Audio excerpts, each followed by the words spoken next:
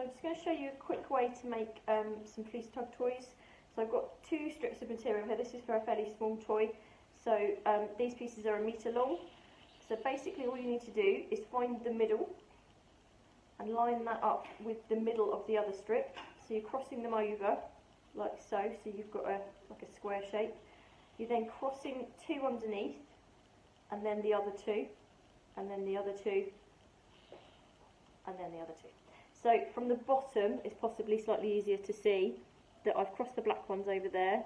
So you could do them one at a time if it's easier for you, just one over that way and then one over that way, but you want to keep them fairly tight. So I find it much easier to do it so that they're all facing downwards, dangling downwards, and then you're just crossing the black ones and then crossing the blue ones and then crossing the black ones, so on and so forth, all the way down. And I've deliberately chosen a small toy to do this with so that you don't have to watch too much of the same thing over and over. But it's just cross these, cross those. So literally all you're doing is just the same colour gets crossed over at the same time.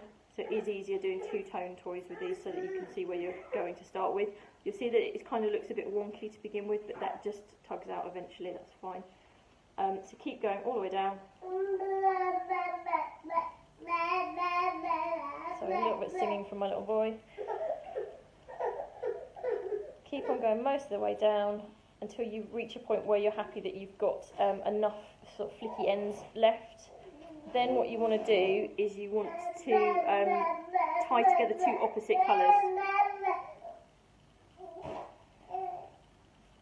Just literally a double knot.